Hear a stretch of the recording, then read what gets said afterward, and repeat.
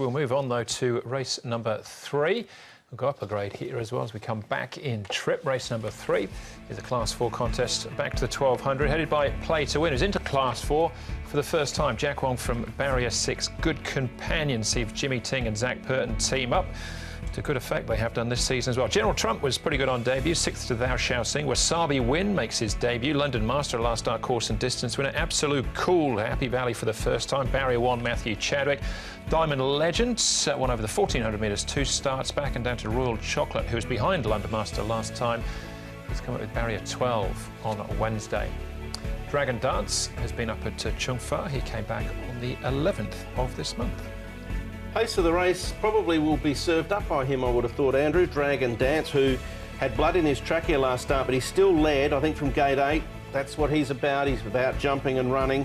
Royal Chocolate probably be forced to go forward as well from the wide barrier. Good companion Roman Odyssey can get nice runs, and then the rest will have to sort themselves out behind. There is a chance Absolucal from gate 1 may try and be a touch closer if possible, but a good tempo, I would have thought. Roman Odyssey will get his chance from barrier number 5. He's yet to win here in Hong Kong. He's run a couple of seconds, and he's doing it nice enough here in the morning.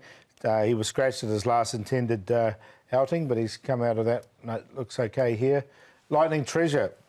Best run was from him was 2 starts ago. He ran pretty well then and did have a little bit of excuse last time, but he's got an awkward draw here, barrier number 9. He's come up the early favourite in an open race is Lightning Treasure. And Absolucal's going nicely down the back straight too. He's doing on the grass down there, and he's going to definitely get his chance from barrier 1 as well, coming to Happy Valley for the first time. But he travels nicely. Yeah, he has trialled at Happy Valley as well in the past. Trialled quite well in actual fact. We'll start off though with Neil Callan. He'll ride London Master, a last start winner. Neil, London Master, you're a winner over the course and distance in his last start. Your thoughts on that performance? Yeah, it was a nice performance. He had a difficult draw, and I kind of had to just sit back a little bit, and luckily the way the race panned out, that something kind of took off around the bend and gave me a drag into the race, and he won well. So, you know, he's got a better draw this time. Hopefully he can repeat the dose. Talk to me about the draws. He's had not much luck at all, but on Wednesday night he's drawn 2. Tactically, does that change anything?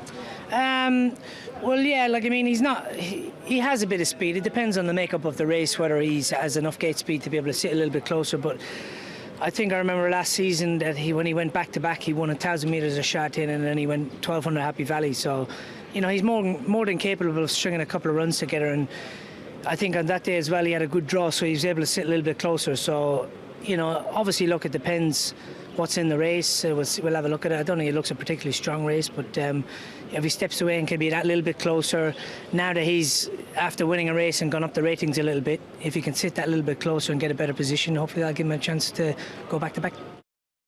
He has won off a mark of 50 in the past, but it was a long way in the past. 2015, he's here off a mark of 51 now. Not the easiest horse to get right on the night. Yeah, he's put 2 together as a long time ago now. He is getting on a bit in age. He's a 7-year-old. Whether he can put 2 together, we'll wait and see. But he's got the draw to do it. All right. That's London Master and Neil Callan. This is Absolute Cool.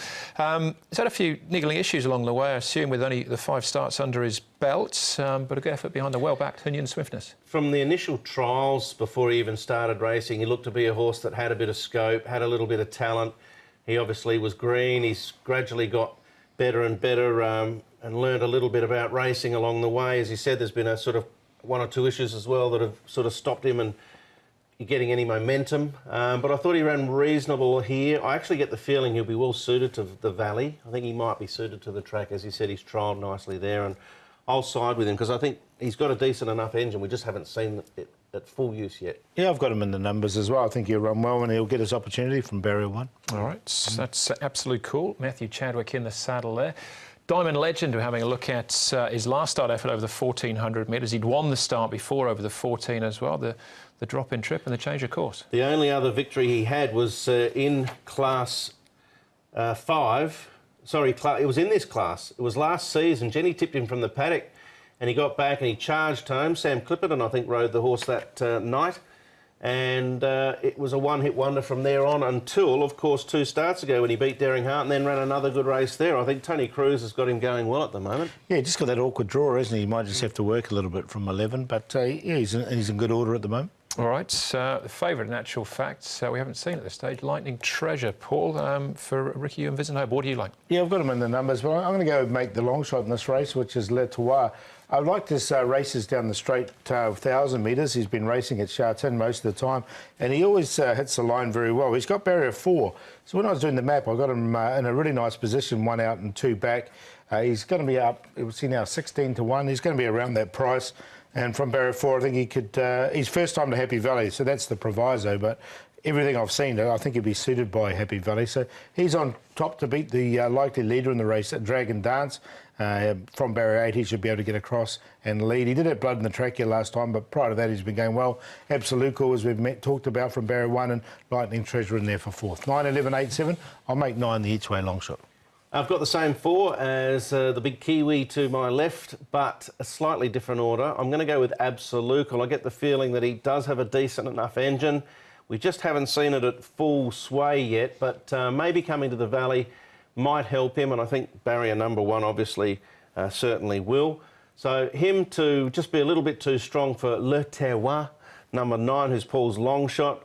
I'm like Paul, I think he'll handle the Valley too. Diamond Legend's going really well at the moment, and Dragon Dance had a clear excuse last start. He had blood in the trachea. Prior to that, he was a good 3rd behind Gallant Return, a nice 3rd behind Lakeshore Eagle.